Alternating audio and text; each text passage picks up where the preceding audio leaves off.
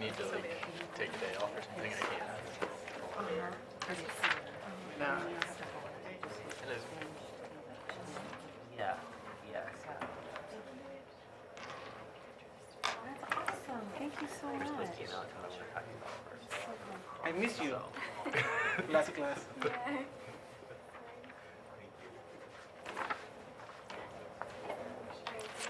I saw your picture.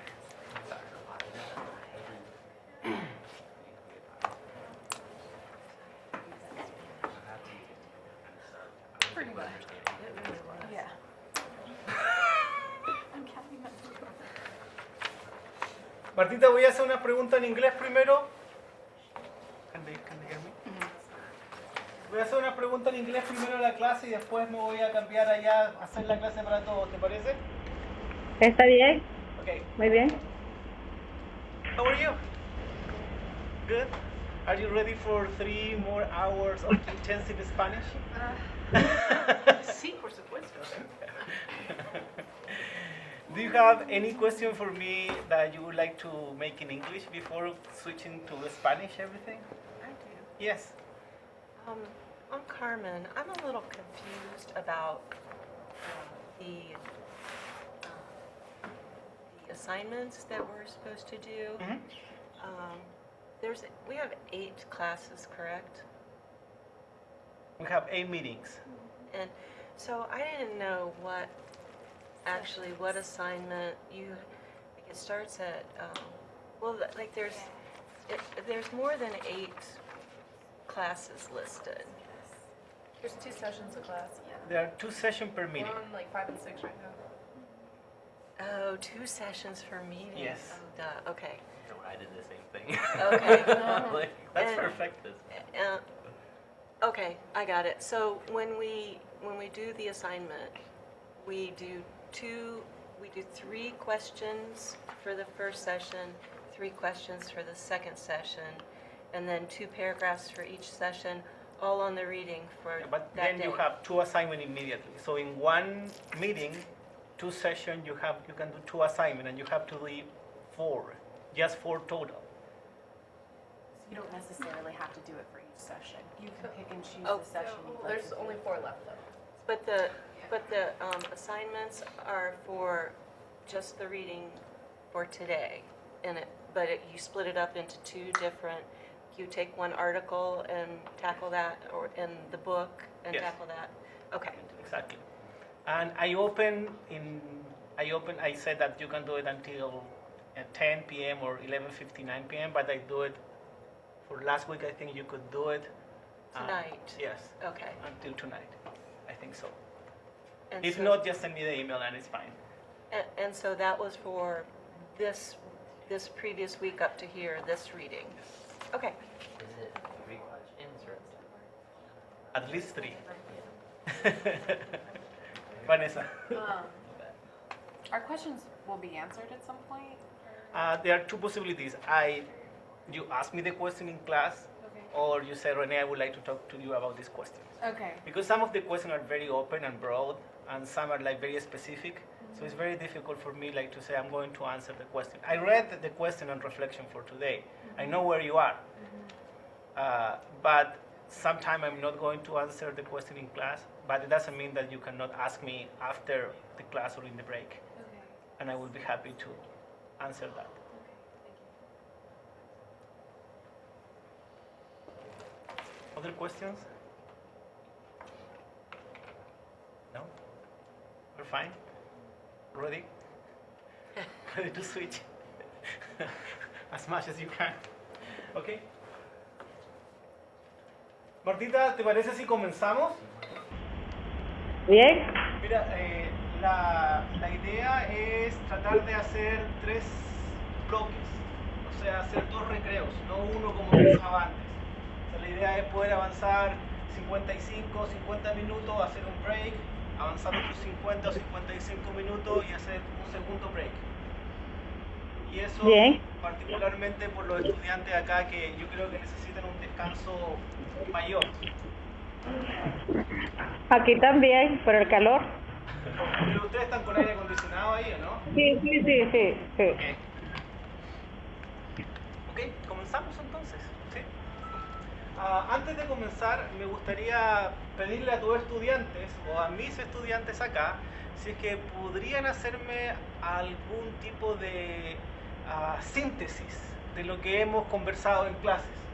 Si se recuerdan o si pueden hacer un esfuerzo de síntesis de qué es lo que hemos conversado en estos dos encuentros.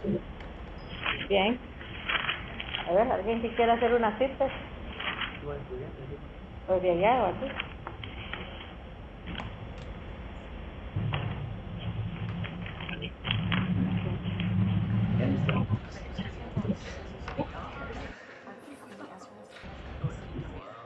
Okay. Okay. No. Ok, voy a hacer más simple todavía la pregunta. Okay. ¿Qué es lo que recuerdan de las dos clases que hemos tenido, de las 4 sesiones o 2 encuentros que hemos tenido? ¿Qué es lo que recuerdan?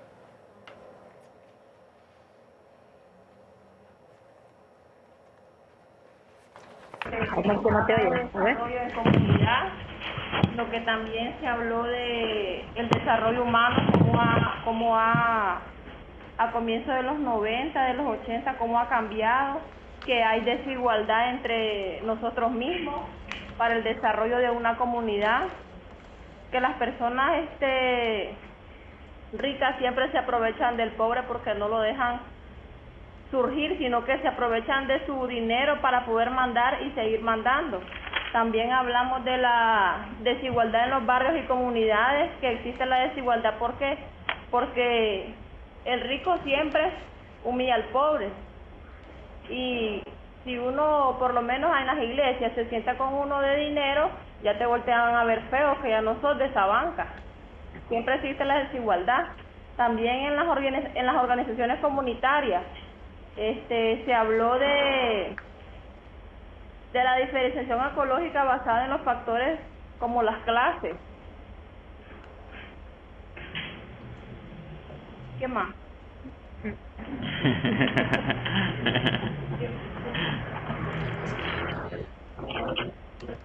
Ok, voy a hacer la pregunta acá a ver si alguien aquí se atreve a hablar, aunque sea en inglés, de qué es lo que recuerdan de las sesiones que hemos tenido, cuáles son las ideas centrales que ustedes recuerdan.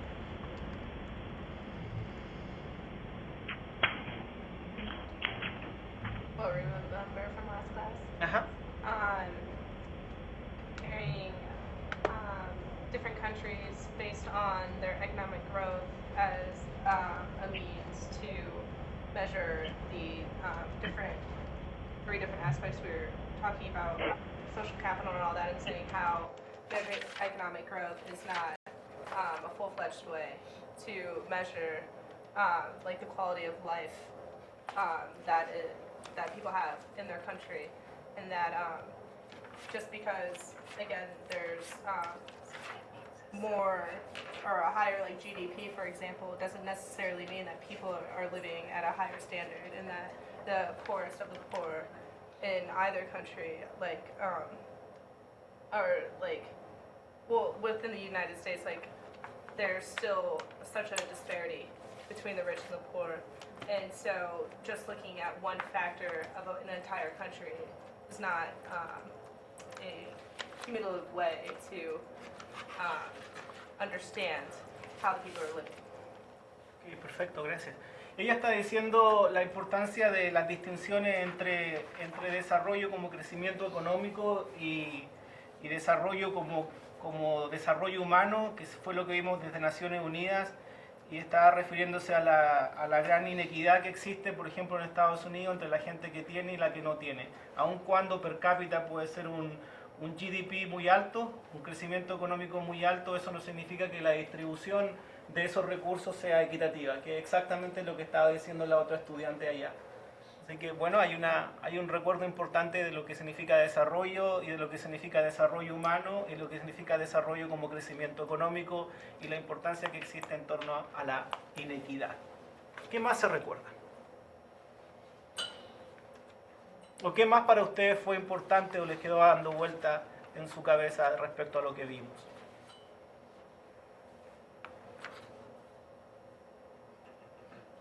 trabajo OTI, las estrategias y las necesidades básicas de las agendas políticas en el gobierno de Margaret Thatcher y Ronald Reagan, que es la recesión mundial también,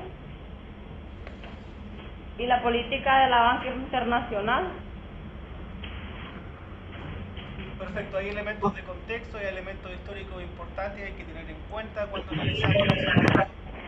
Tenemos los elementos de la década de los 80, que tuvo que ver con Margaret Thatcher y con Reagan aquí en Estados Unidos, que significó un cambio en lo que sucede con el estado de bienestar, con el welfare state, y también tenemos la importancia que tienen los organismos financieros internacionales, especialmente dos organismos, el Banco Mundial y el Fondo Monetario Internacional. Yo también destaqué un tercer organismo que no siempre se menciona, pero que es importante, que es la Organización Mundial de Comercio, World Trade Organization, que también está determinando las políticas mundiales en términos de cómo se establecen los negocios.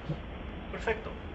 Otra última palabra de lo que recuerdan o lo que a ustedes les pareció importante.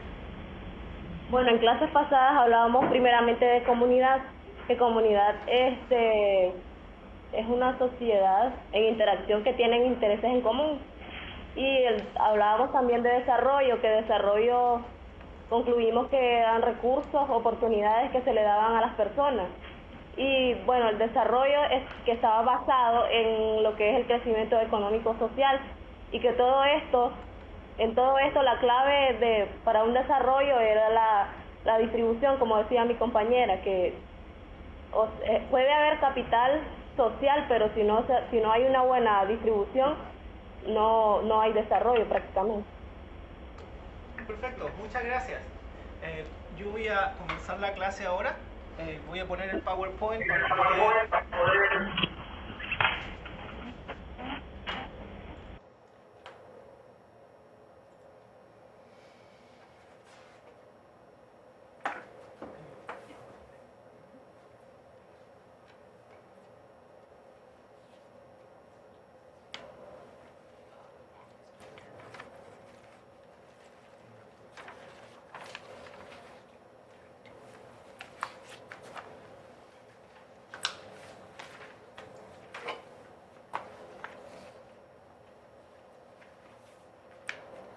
¿Pueden ver allá en Nicaragua el PowerPoint?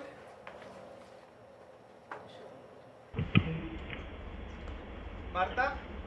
Sí, se ve, está correcto. Nos falta colocarlo acá nomás nosotros y estamos listos. Ok. Ya está.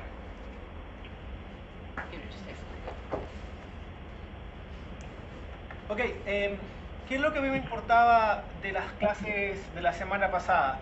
Primero, que tuviésemos una definición de comunidad, que no hubiese una definición que los dejara satisfechos a todos, sino simplemente explorar definiciones de comunidad. Eso para mí era importante. Segundo, que ustedes colocaran la pregunta respecto a cómo crear intervenciones a nivel comunitario. Eso para mí es importante porque estamos en trabajo social, no es simplemente sociología o ciencia política de la comunidad, sino la pregunta es cómo nosotros vamos a generar intervenciones sociales, cómo nosotros vamos a intervenir en las comunidades.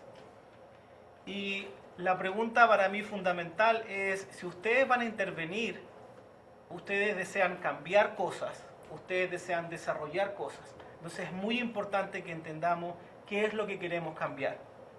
¿Es posible cambiar? ¿Cómo vamos a cambiar?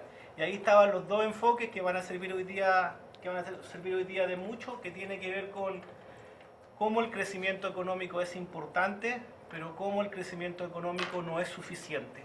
Y no es suficiente porque puede haber crecimiento económico, pero si no hay distribución equitativa o más o menos equitativa de ese crecimiento económico, no avanzamos mucho. Entonces, la pregunta sobre el desarrollo tiene que ver con cómo nosotros podemos entender lo que queremos hacer, qué es lo que queremos cambiar.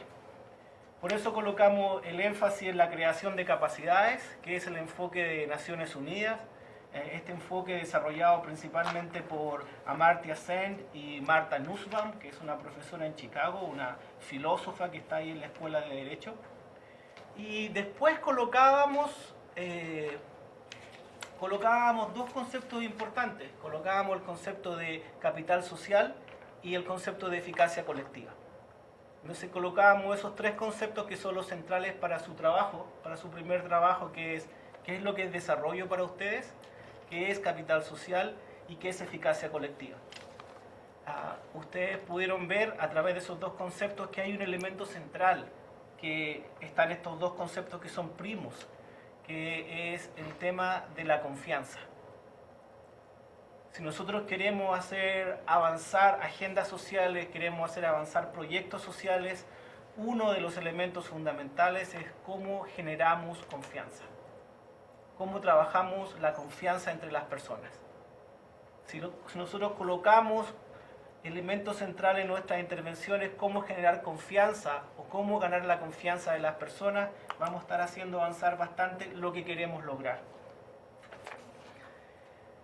Estas sesiones que están hoy día están destinadas a trabajar marcos conceptuales. O sea, cómo nosotros vamos a entender este desarrollo comunitario.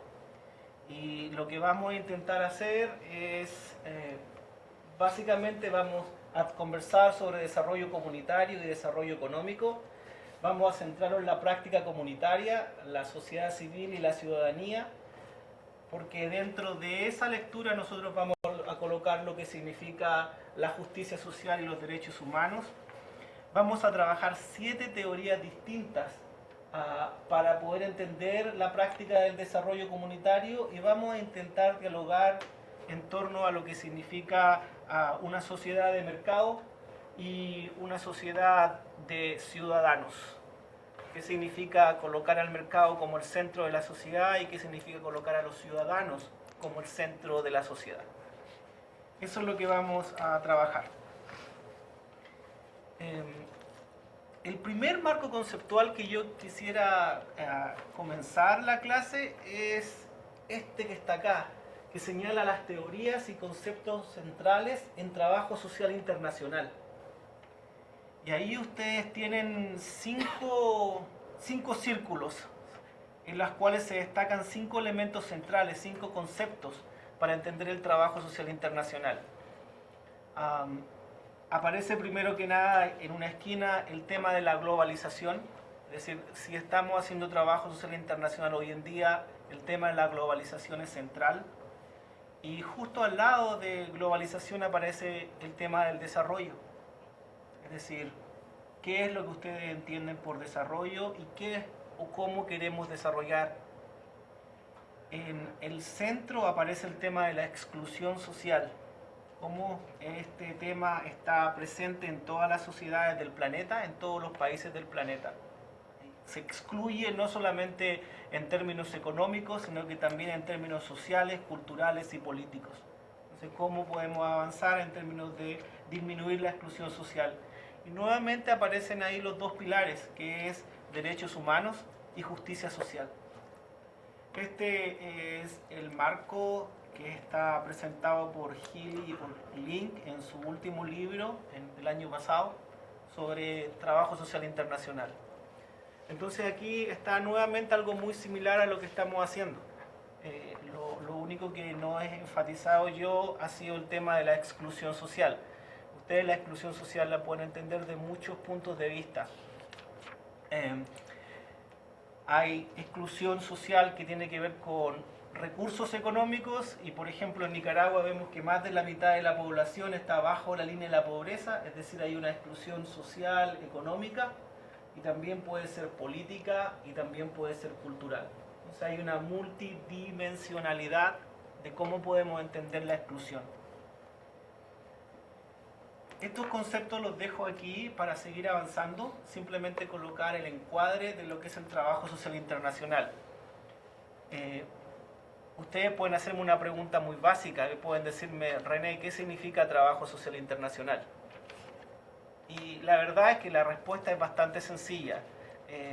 Generalmente el trabajo social internacional se ha hecho desde el norte. Entonces a lo que se le llama trabajo social internacional principalmente o tradicionalmente ha sido hacer trabajo social en el sur global.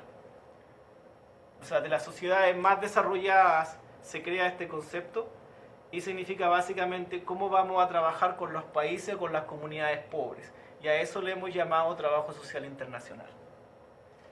Es una mirada bastante primermundista, bastante desde el norte global. Mucha gente cuando está trabajando en Inglaterra, por ejemplo, si es de Estados Unidos, no le llama trabajo social internacional. ¿Y por qué? Porque está en el primer mundo también Inglaterra. Entonces, en general, está esa alusión de que el trabajo social internacional se refiere a hacer trabajo en los países pobres. Yo acabo de terminar el seminario doctoral en desarrollo social internacional y le preguntaba a los estudiantes cómo hacer una definición de trabajo social internacional desde el sur. ¿Sería diferente? ¿O es posible que ustedes allá en Nicaragua pudiesen venir a Estados Unidos a trabajar con las comunidades pobres? ¿Le llamaríamos a eso trabajo social internacional?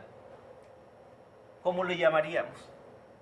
O constatar que en el norte desarrollado y rico también hay una gran diferenciación social, una gran inequidad social que también permite hacer trabajo social en el norte rico, en las sociedades más desarrolladas. Dejo esa reflexión abierta y les voy a hacer una reflexión respecto al desarrollo.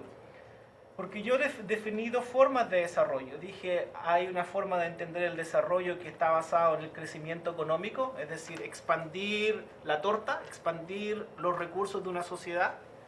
Y también otra forma desde Naciones Unidas que se refiere a calidad de vida y a desarrollo humano, que tiene que ver con expandir las libertades de las personas. Desarrollo como libertad. Expandir las capacidades de las personas. Mientras estamos expandiendo las capacidades de las personas, estamos hablando de desarrollo. Hay muchas teorías para referirse al desarrollo. Una de las teorías principales se llamó la teoría de la modernización.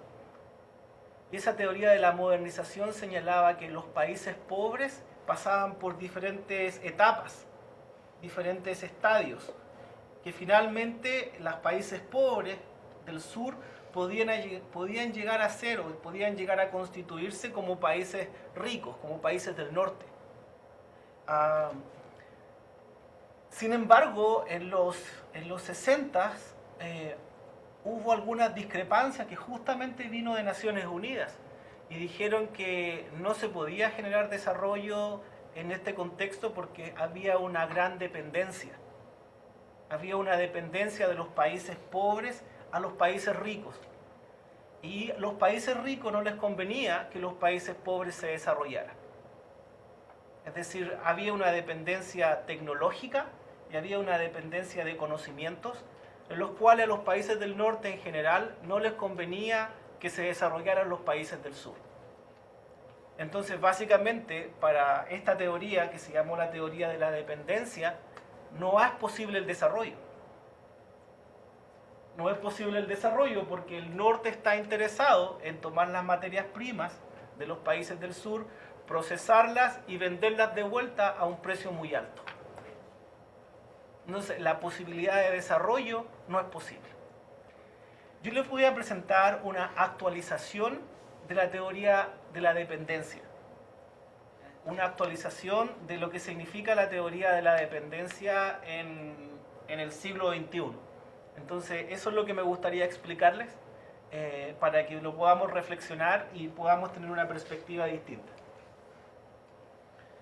Entonces, esta es una perspectiva crítica. Esta es una perspectiva que está basada en neomarxismo, que está basada en las estructuras sociales, de cómo entender estructuras sociales a nivel global.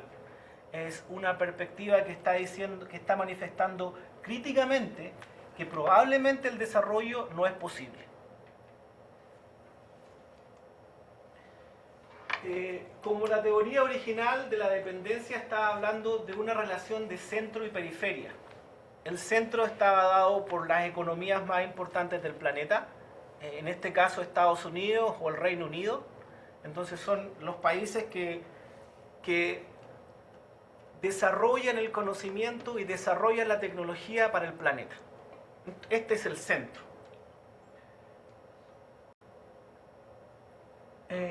Esta actualización de la teoría de la dependencia señala que hay ahora una periferia del centro, que serían países como Canadá u Holanda. Es decir, países que están cerca de estas economías centrales, pero sin embargo no son la central. Está Canadá, que es un país desarrollado con un buen nivel de desarrollo humano, y también Holanda. Y también aquí señala que la periferia, hay un centro de la periferia. Es decir, países grandes, los países denominados BRIC, que es Brasil, Rusia, India y China, que no son los países grandes, son dependientes de este centro, pero que son el centro de la periferia. Es decir, países grandotes, economías importantes. Y después tenemos la periferia de la periferia, es decir, los países más pobres del planeta. Nosotros podríamos decir que ese conjunto de países centroamericanos pueden ser la periferia de la periferia, aun cuando en términos de desarrollo humano no son los de menor nivel de desarrollo humano, pero sí lo podríamos colocar como periferia de la periferia.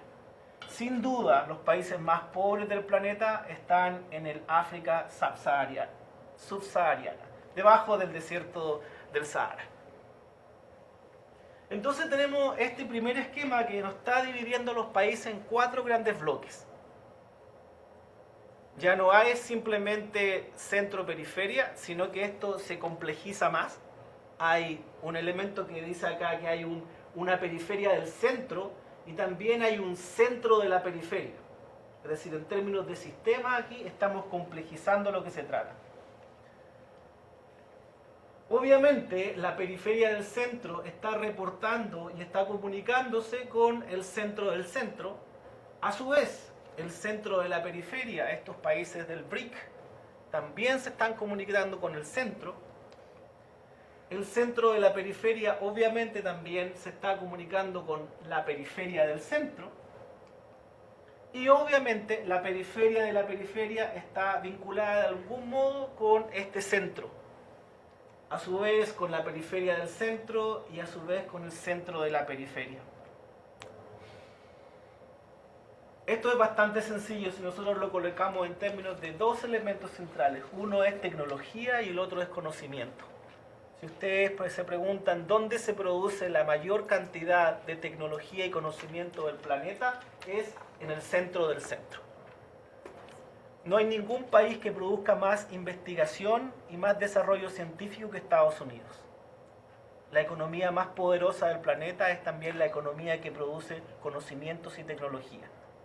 Conocimiento y tecnología que de alguna u otra forma se expresan, se venden o se comercializan en el centro de la periferia, en la periferia de la periferia y en la periferia del centro.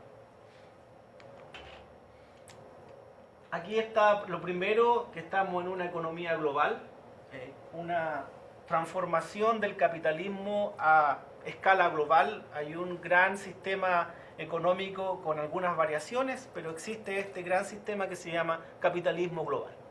Entonces, cuando nosotros decimos globalización, ¿a qué le llamamos globalización? A un fenómeno de capitalismo global. Esta capitalismo global, esta globalización, está dentro de una división internacional del trabajo, es decir, está señalando dónde se produce el conocimiento y dónde se producen las materias primas. Está dando cómo se ordena el trabajo en el planeta. También, obviamente, como lo vimos la semana pasada, el capitalismo está basado en la distinción de clases. Es decir, uno de los motores del capitalismo es acumulación de recursos. Si yo no puedo acumular recursos, yo no puedo producir. Entonces, esa acumulación de recursos produce una gran distinción de clases sociales. Y a esto es lo que nosotros le llamamos capitalismo global. Cuando vemos este capitalismo global, y esto es importante, y colocamos al centro el tema de la inequidad o la distribución de los ingresos, podemos decir que en estas economías, en estas grandes capitalías, economías que determinan el planeta, hay una pésima distribución de los recursos, distribución de ingresos. Entonces hay un pequeño segmento, si ustedes ven esta línea aquí arriba, hay un pequeño segmento de este centro del centro que acumula la gran cantidad de recursos de este centro del centro.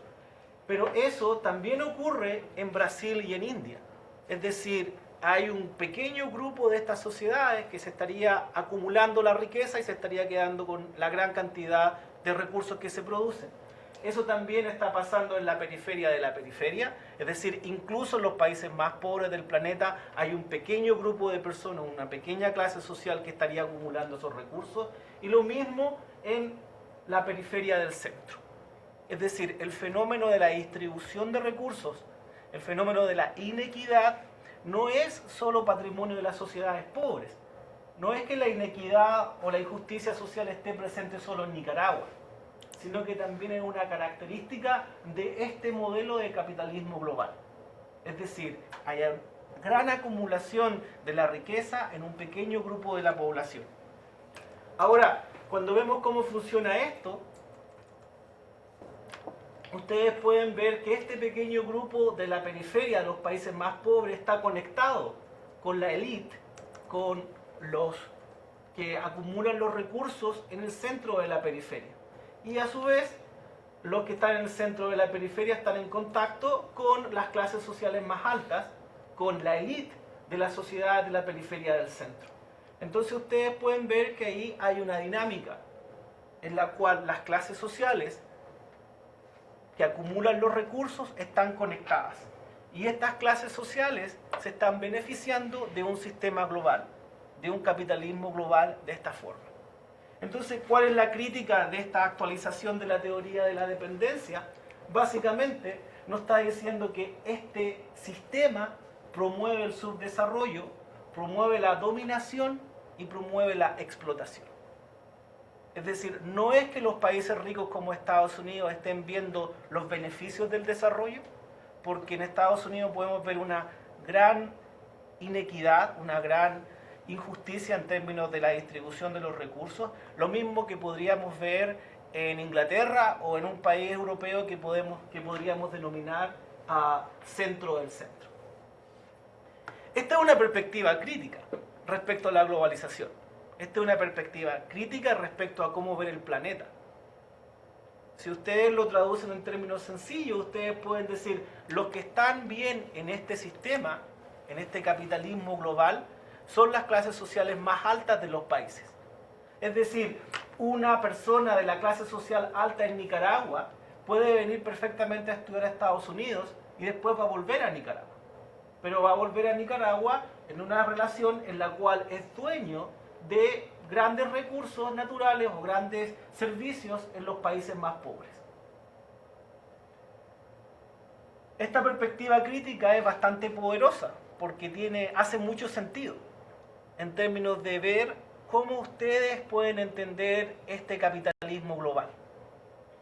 Me gustaría dar unos pequeños, abrir la palabra para que ustedes me contaran sus reacciones respecto a esta forma de ver el desarrollo. Aquí el desarrollo no es posible porque el desarrollo va a estar dado o va a estar condicionado por las clases sociales más altas, por las élites de los países. Entonces ellos van a decidir más o menos qué es lo que sucede y a ellos básicamente les conviene tener un sistema capitalista global porque ellos se están beneficiando tremendamente de esta situación. Así que les cuento, ¿qué les parece esta perspectiva?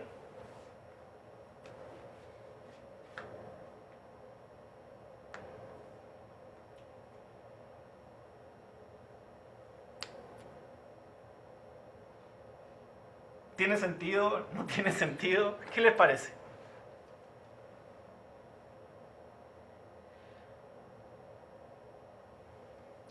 Yeah. I mean, I think it is a great theory in the sense because it does show how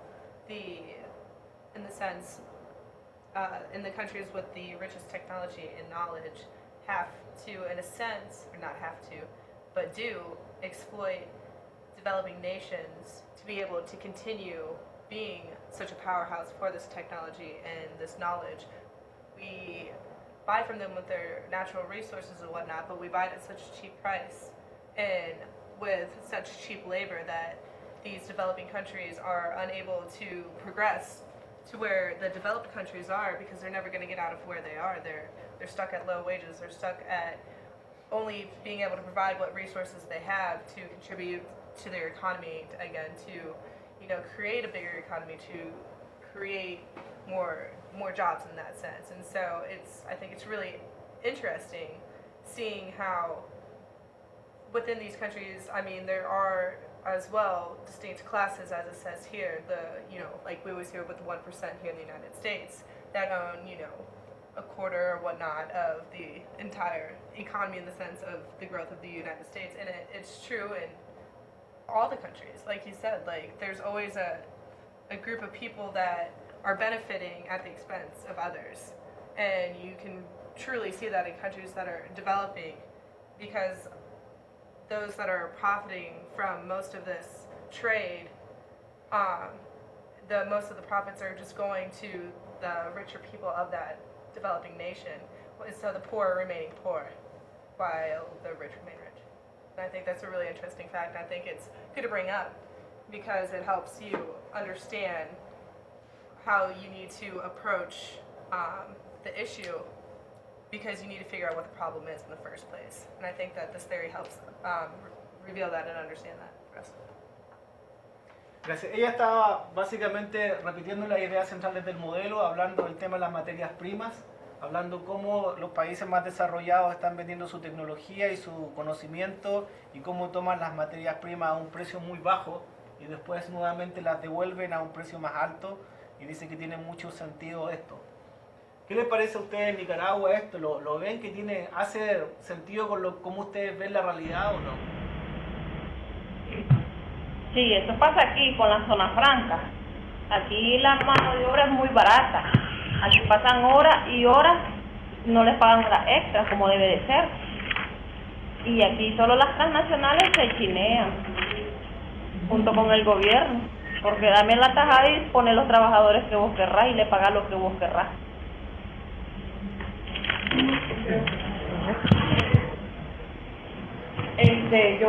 Yo estoy muy de acuerdo con esta teoría, porque la verdad que en nuestros países que son subdesarrollados, casi siempre tenemos materia prima, casi siempre contamos de recursos que podemos utilizar, pero también casi siempre estamos esperando que sea la mano extranjera la que nos provea recursos para poder mover ese capital que poseemos. Y casi siempre la gente que vivimos en los lugares más, en las comunidades más rurales, te das cuenta, por ejemplo, la minería. Nosotros tenemos cómo explotarlo, pero siempre son países desarrollados los que vienen, compran ese lugar, utilizan la mano de obra de acá y no, o sea, no es que piense que está mal, porque de una u otra manera pues genera ingresos para la familia, pero también pienso que nos volvemos dependientes y que nunca aprendimos a utilizar lo que tenemos nosotros mismos. Perfecto. ¿Alguna otra reacción de acá? I feel like I have a very visceral reaction. I don't know, it makes me so angry. I don't understand. I mean, I get the concept and the theory. I guess I think it's interesting. The push for power in any stance. Anybody can be part, not anybody, but there's a small section of people who can be part of the 1%. But even that, the larger scale, the 1% in America is still the greatest of, right, the 1%. I just think it's gross. I don't know. Ella está bien enojada, no sabe cómo reaccionar bien porque le hace mucho sentido, pero le molesta mucho que sea así. Una gran molestia de que sea de ese modo, que esté reflejado esa teoría así. Aquí hay una cosa que se está hablando mucho que se llama el 1% y el 99%. Se refiere al 1% más rico de Estados Unidos y el resto. Entonces ya hizo mucha referencia a este 1%, que es el 1% más rico de Estados Unidos, que obviamente está conectado con el 1% más rico de Nicaragua. Y con el permiso de algunos que puedan tener su camiseta puesta en Nicaragua, esto no hace distinción entre ser o no ser de un partido político, ¿no? Pueden haber personas de un partido político que puede ser progresista o de izquierda con muchos recursos que están igualmente conectados con estas élites gobernantes.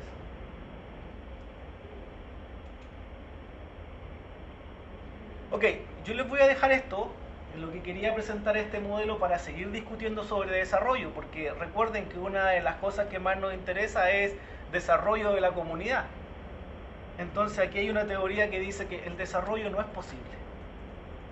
Que aquí hay un conjunto de personas, un conjunto de grupos sociales que están conectados globalmente y que van a decidir qué es lo mejor para ellos. Y que a veces no van a decidir qué es lo mejor para sus propios países.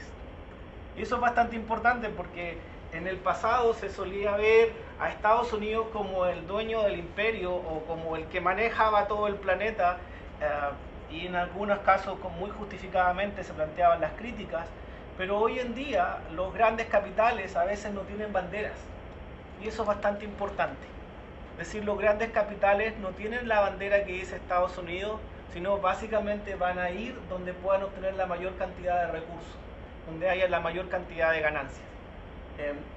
Uno de los ejemplos más utilizados para ver este tema de la tecnología y la mano de obra barata tiene que ver, por ejemplo, con los computadores Mac, que la tecnología para producir un computador Mac obviamente se desarrolló aquí en Estados Unidos, en Silicon Valley. Sin embargo, no se produce en Estados Unidos, sino que se produce en China. Entonces, cuando uno se hace la pregunta, ¿cuál es el valor de un computador? ¿Cuál es el valor de producir un computador? Entonces, el valor de un computador puede ser, tal vez, puede llegar a $100. La manufactura del computador, tal vez. Y aquí se vende a un precio que es 10 veces ese valor, incluyendo todos los costos de transporte de esa tecnología.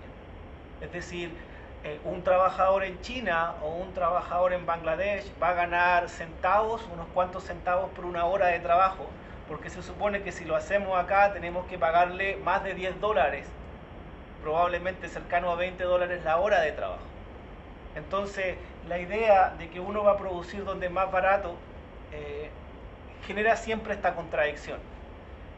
Ustedes se refirieron al tema de la zona franca y nuevamente hay una expresión que suelen utilizar allá que se llama malditas zonas francas. ¿No es así? Es decir, ustedes dicen, nos están pagando tan poco por la hora y al final hay un trade-off, hay una comparación. Bueno, prefiero que la zona franca esté en Nicaragua o prefiero que esté en otro país. Y al final, ¿qué es lo que van a decir las autoridades locales? Bueno, al final, qué bueno que estén en Nicaragua dando trabajo, ¿no? Nuevamente ustedes referían el ejemplo de las mineras, de las empresas mineras, ¿no? ¿Quiénes son los dueños de las empresas mineras? El norte rico, el norte global. ¿Dónde están las riquezas? En el sur. La pregunta para mí nuevamente aquí tiene que ver con cómo vamos a entender el desarrollo de las comunidades en este contexto global. Una zona franca puede generar muchos problemas, pero también puede generar muchos beneficios.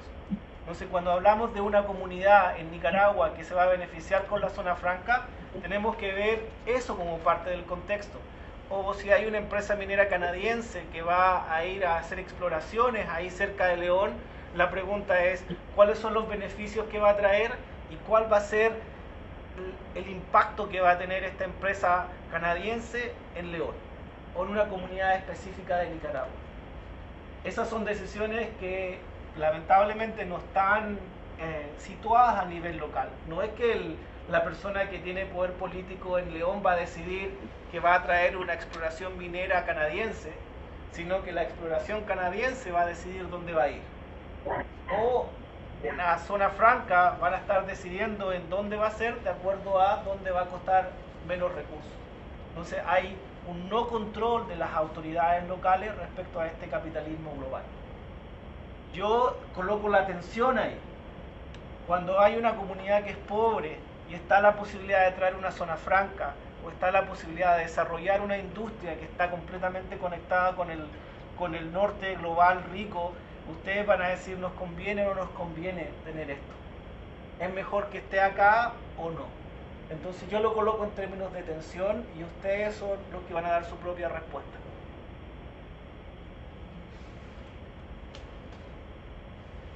Hay un elemento muy importante para poder sacar la reflexión respecto a la inequidad o respecto a la exclusión social. En un sistema global, uno de los elementos centrales para poder explicar esto tiene que ver con la ciudadanía. Y eso es lo que voy a explicar ahora aquí, el concepto de ciudadanía. La ciudadanía se puede dividir en su evolución histórica en tres grandes momentos. La primera, que tiene que ver con la ciudadanía civil en el siglo XVIII, la libertad individual, el derecho a la propiedad, a la libertad, la justicia y el debido proceso ante la ley. Entonces, ese es un primer paso que nos empieza a decir jurídicamente, en marcos nacionales, de regulación nacional, que todos somos iguales.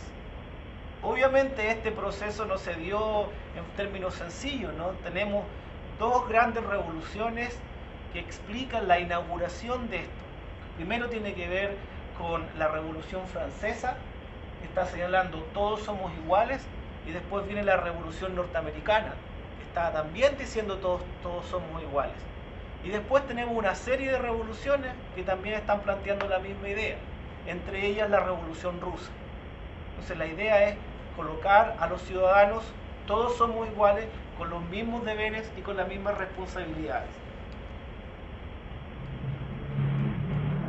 Luego viene la ciudadanía política, el derecho a votar y a participar en el proceso político. En el siglo XIX tenemos las primeras expresiones de esta ciudadanía política, es decir, un voto, una persona.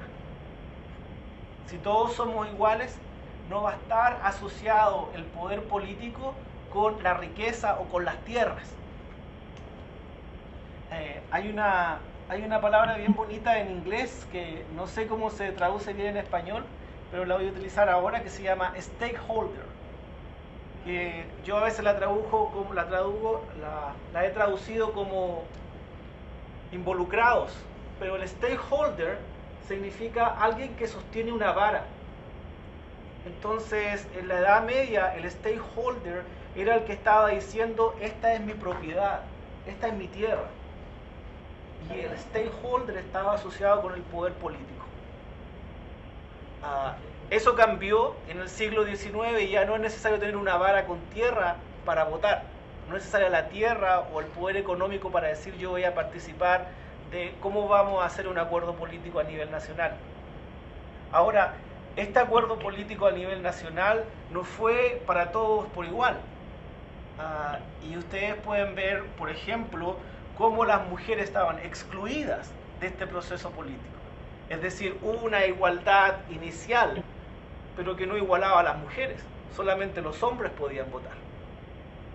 Y hay muchas sociedades en el mundo en que la votación universal, es decir, de hombres y mujeres, no tiene ni siquiera 50 años.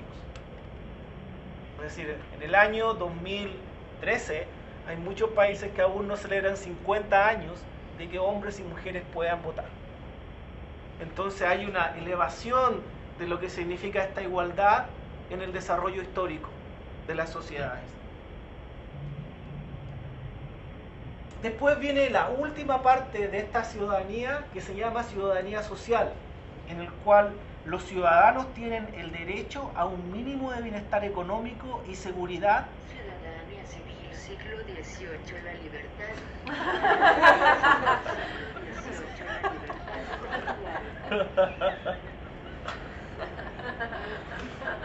Aquí hay un estudiante que está utilizando el traductor, entonces salió una voz de la computadora diciendo qué significaba eso. Por suerte salía algo más o menos lo que estaba diciendo.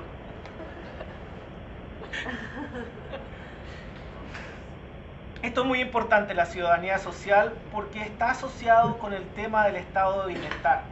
Es decir, una sociedad es democrática cuando las necesidades básicas de los ciudadanos son satisfechas. Los programas sociales, el estado de bienestar, welfare state, inaugura la etapa de la ciudadanía social. Es decir, hay beneficios sociales que tienen que ver, por ejemplo, con el número de horas con las cuales una persona va a trabajar, con el derecho a una pensión después de que se jubile, y eso va a estar legislado a nivel nacional. Eso es lo que significa el welfare state, que fue una de las preguntas que los estudiantes acá me hacían en sus reflexiones de la semana.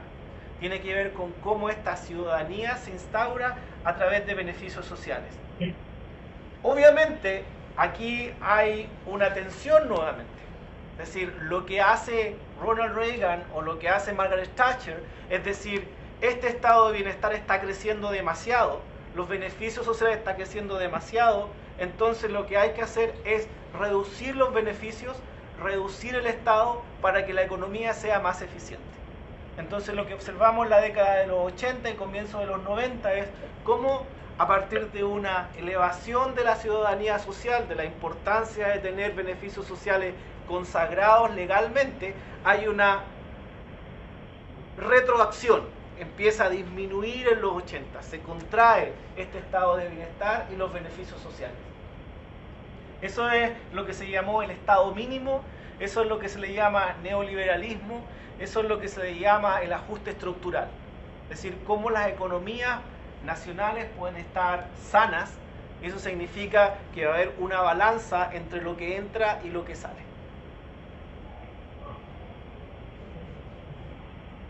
Este concepto es importante porque es el concepto que nos permite decir que somos iguales. Cuando nosotros apelamos a la igualdad en general, estamos haciendo una apelación al concepto de ciudadanía. Estamos haciendo una apelación a un concepto jurídico que está reconocido por los estados y que nos está diciendo que esto es igual.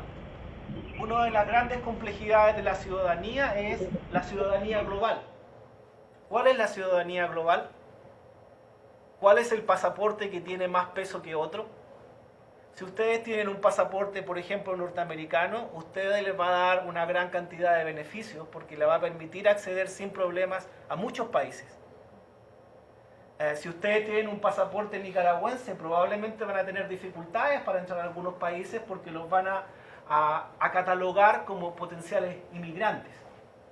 Entonces, cuando ustedes ven, por ejemplo, las dificultades para obtener visa, tiene que ver justamente con la idea de que ustedes son potenciales migrantes.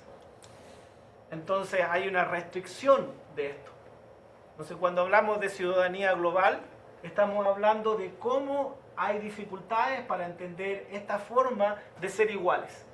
O sea, hay iguales entre iguales.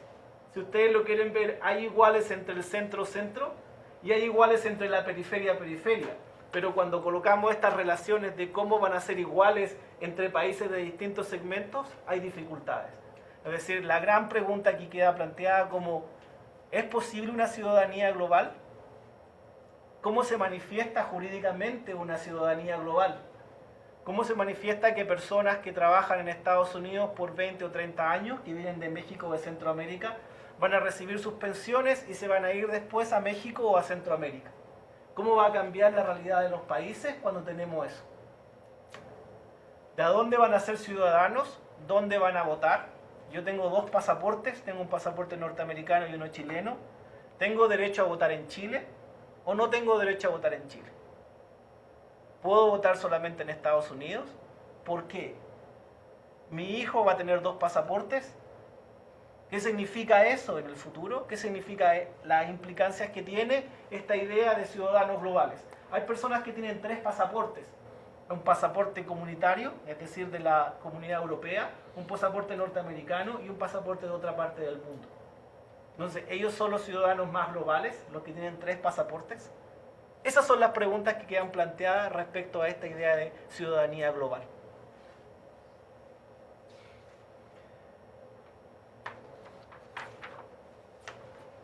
Quiero, antes de hacer el recreo, ya sé que dije que iba a ser 1 hora, pero quiero avanzar en esta última parte que tiene que ver con uno de los temas que para mí es central y que se llama sociedad civil.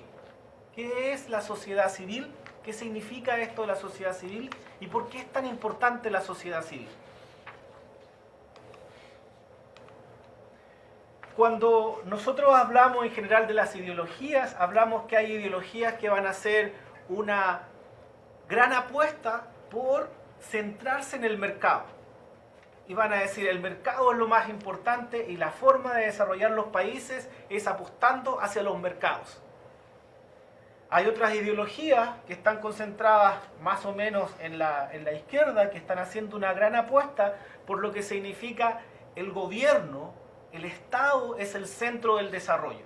El Estado es quien debe ser responsable de los destinos de la economía y tiene que tener empresa y tiene que desarrollar el país. Es una apuesta, ¿no? Es decir, hay unos que van a hacer una apuesta muy importante por el mercado como motor del desarrollo y otros que aún hoy en día en el siglo XXI siguen insistiendo de que el Estado debe ser el motor de la economía, el que está guiando los destinos del país. Esta tensión sigue siendo permanente, ¿no? Y ustedes tienen, por ejemplo, en Nicaragua un tipo de gobierno que ya no hace una apuesta solamente por el Estado. Es un gobierno caracterizado como de izquierda, pero no hace una apuesta solo al Estado, sino que hace una apuesta entre el Estado y el mercado. Es decir, abre a las fuerzas del mercado la posibilidad de desarrollarse, se abre a capitales internacionales, pero también tiene una fuerte preponderancia en cómo va a regular e incluso cómo va a entregar beneficios sociales. Entonces, si ustedes dicen, ahí está en el medio la tensión, ¿no? Pero aquí en este circulito que está el sector público, el sector privado, también aparece la sociedad civil. La sociedad civil que está ahí en el medio. El sector público va a ser el gobierno federal en el caso de Estados Unidos, el gobierno nacional en el caso de Nicaragua. También van a haber estados, el gobierno estatal. Hay un gobernador estatal aquí en Ohio, por ejemplo. Y en el caso de Estados Unidos no está dividido como... El país no está dividido en estados, sino que está dividido en departamentos. Entonces también hay un gobierno departamental y obviamente los gobiernos locales que pueden ser las municipalidades. En el caso de Estados Unidos, los counties o las municipalities, que también está dado con el sector público. Y aquí tenemos a trabajadores del sector público y tenemos trabajadores del sector privado. Y el sector privado son todas las organizaciones empresariales. A eso estamos llamando sector privado, ¿no? Business, las compañías en general. Y aquí tenemos la sociedad civil, que son las ONGs, las organizaciones religiosas, las asociaciones profesionales, los sindicatos, las cooperativas, las asociaciones empresariales, los grupos voluntarios, grupos de apoyo, movimientos sociales, partidos políticos, organizaciones de base comunitaria, grupos de derechos legales y humanos, organizaciones de investigación. Y aquí tengo una definición de lo que es la sociedad civil. Esta definición dice que es un conjunto de instituciones, organizaciones y comportamientos que se ubican entre el Estado, el mundo de los negocios y la familia. Es decir, todo lo que está fuera de la familia, fuera del mercado y fuera del Estado es lo que le llamamos sociedad civil. Lo que está fuera de, en el espacio intermedio de. Incluye todas las organizaciones que ya le estaba mencionando y otras formas de compromiso y participación social y los patrones y valores culturales asociados con ellos. Es decir, a todo eso le llamamos sociedad civil. Lo que no es parte del gobierno, del Estado, lo que no es parte del mercado, de las empresas y lo que está fuera de la familia. A todo lo que está ahí le llamamos sociedad civil.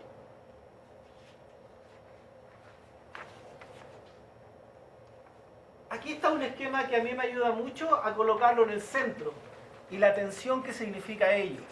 La sociedad civil, las esferas de lo público y lo privado definen los diferentes conceptos de la sociedad civil. Y ahí está, por ejemplo, en términos de lógicas de cómo funcionan, lo privado en general va a estar determinado por el mercado, va a estar determinado por conductas a nivel individual, por el egotismo y por la individualidad. Y lo público va a estar determinado por lo que hace el Estado o el gobierno, por el altruismo y por lo social. Obviamente estos son tipos ideales, ¿no? Porque nosotros podemos ver que hay empresas que también pueden estar trabajando con algunos fines altruistas, o también no podemos decir que el Estado en general va a trabajar altruísticamente o socialmente, porque a veces vemos que hay maquinarias políticas que se toman el poder y que van a beneficiar a los grupos que están asociados con ellos y no tienen como objetivo beneficiar a toda la población. Aquí abajo hay una definición de un filósofo clásico: la esfera de la comunidad existe entre la familia y el Estado. Entonces aquí hay una definición de comunidad y por eso para mí es tan importante. Lo que está fuera del Estado, lo que está fuera de la familia, lo que está fuera del mercado, de la empresa, es la comunidad. Si eso es la comunidad, entonces tenemos que tener claro las lógicas que están en el medio. Es decir, cuando hablamos de comunidad, hay lógicas que son individuales y hay lógicas que son colectivas. Hay racionalizaciones individuales y racionalizaciones colectivas. Hay valores que van a estar empujando por algo más colectivo, pero también por algo más individual. O tal vez no individual, pero sí en términos de grupos de la sociedad. Los llamados grupos de interés, que van a estar pujando, van a estar influenciando lo que a ellos les va a convenir.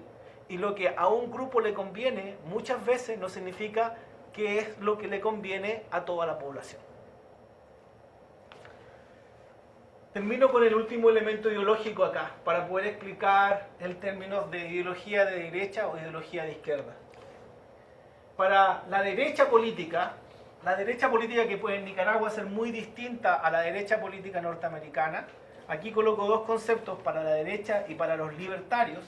La búsqueda de la sociedad civil consiste en deconstruir muchos de los poderes del Estado y sustituirlos por instituciones intermedias basadas en el voluntarismo social.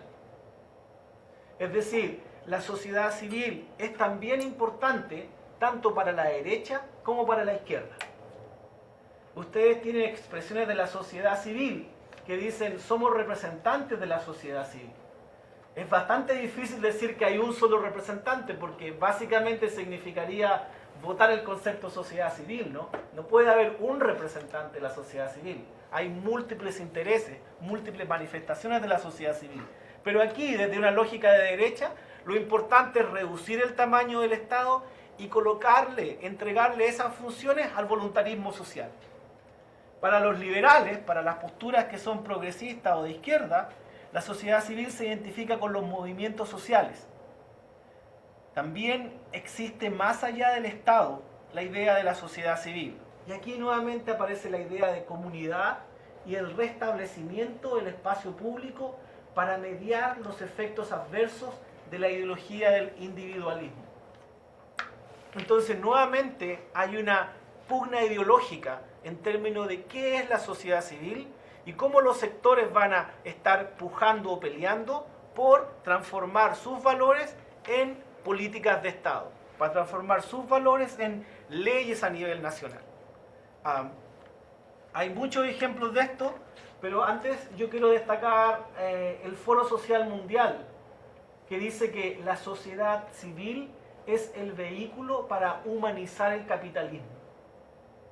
Entonces fíjense cuán importante es la sociedad civil, o cuán importante es la comunidad, o cuán importante es el desarrollo de la comunidad. Aquí dice, esta sociedad civil, las comunidades, el objetivo principal que tienen de acuerdo a esta organización es humanizar el capitalismo. Aquí hay ejemplos de movimientos sociales que son manifestaciones de la sociedad civil. Ustedes pueden ver aquí movimientos de derecha, por ejemplo, el partido del té, que no tiene mucho sentido en español, pero el Tea Party, que es un partido de derecha conservador, un movimiento social. Como manifestación de la sociedad civil y como respetuoso de manifestaciones de la sociedad civil, por supuesto que vamos a destacar el Tea Party, porque es una manifestación de la sociedad civil. A mí no me puede gustar, de acuerdo a mis valores, de acuerdo a cómo yo concibo la idea de sociedad, pero es una manifestación de la sociedad civil. Y en ese sentido está presente. También está el movimiento por los derechos civiles en Estados Unidos, que fue un movimiento bastante importante y muy traumático en términos de los avances y cómo logró hacer esos avances. Lo importante que fue, por ejemplo, que las escuelas fueran para estudiantes negros y blancos. Terminar con la segregación racial. Está el movimiento pacífico representado por Gandhi. Está también un movimiento global en contra de la pobreza, un movimiento del fair trade, de un comercio justo. Movimientos sociales como el movimiento de Chiapas o movimientos revolucionarios que está representado por el Che Guevara. Es decir, todas manifestaciones de la sociedad civil, pero manifestaciones de la sociedad civil en el cual la comunidad juega un rol fundamental. Entonces, para un curso de desarrollo comunitario, el concepto de sociedad civil es fundamental. El concepto de ideologías distintas, apostando por cambios distintos, es fundamental. Es decir, cómo nosotros vemos esta lucha de intereses, esta pugna por intentar establecer jurídicamente o legalmente ciertos principios o ciertas conductas. Ahora sí que les doy un recreíto y después volvemos a hacer esta reflexión en torno a lo que es sociedad civil y ciudadanía. ¿Okay? Un recreo.